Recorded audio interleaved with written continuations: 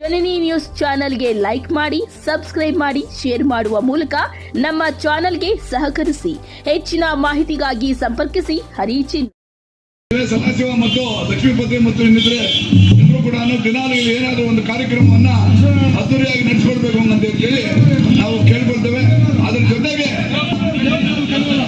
ಅದರ ಜೊತೆಗೆ ಎಲ್ಲರೂ ಕೂಡ ಸದಸ್ಯರೆಲ್ಲರೂ ಕೂಡ ಇದಕ್ಕೆ ಹೆಚ್ಚಿನ ಒಂದು ಒತ್ತಡ ಕೊಟ್ಟು ಹೆಚ್ಚು ಜನ ಬಂದು ಅದನ್ನು ಮಾಡಬೇಕು ಅಂತ ಹೇಳಿ ಕೇಳ್ಕೊಳ್ತೇವೆ.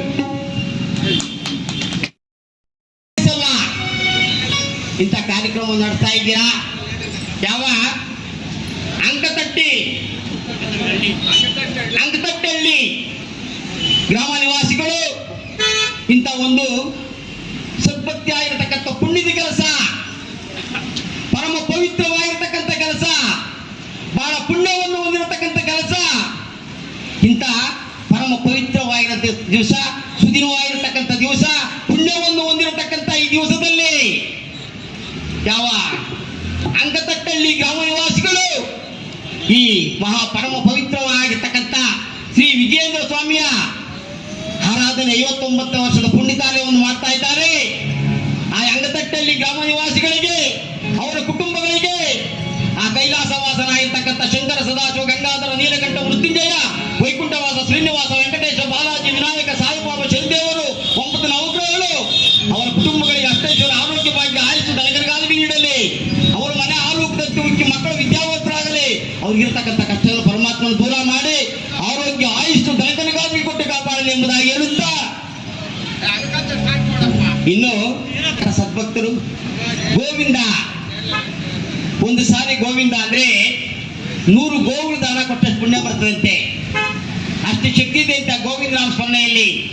ನೀವು ಗಟ್ಟಿಯಾಗಿ ಗೋವಿಂದ, ಈ ವಿಜಯೇಂದ್ರ ಸ್ವಾಮಿಯ ಪಾದಕ್ಕೆ ಗೋವಿಂದ ನಾಮ ಸ್ಮರಣೆ ಕೊಟ್ಟಿದ್ದೆ ಆದರೆ ನಿಮಗೆ ಗೊತ್ತಾಗಲ್ಲ.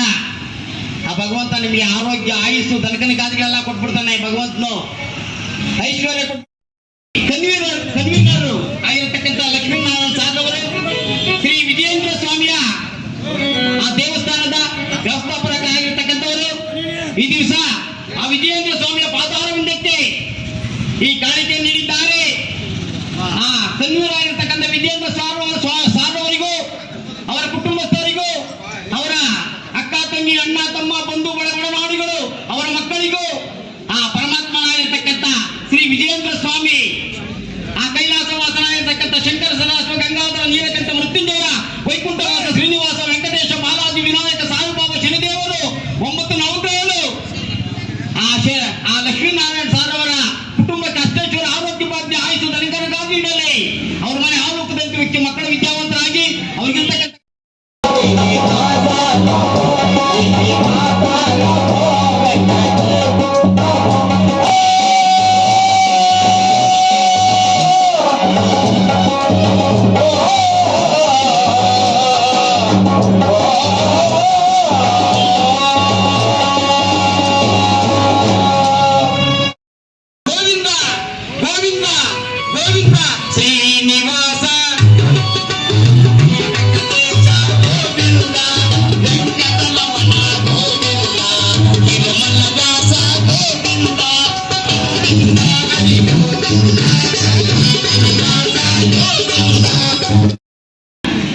ದಯವಿಟ್ಟು ಮರ್ದಿದ್ದೆ. ನಮಗೆ ಮುಖ್ಯವಾಗಿ ಧ್ವನಿವರ್ಧಕ ಜಿಲ್ಲೆಯ ಅವ್ರು ನಿಜವಾಗ ಅವಾಗ ನಾನು ಜ್ಞಾಪಿಸ್ಕೊಬೇಕಾಯ್ತು.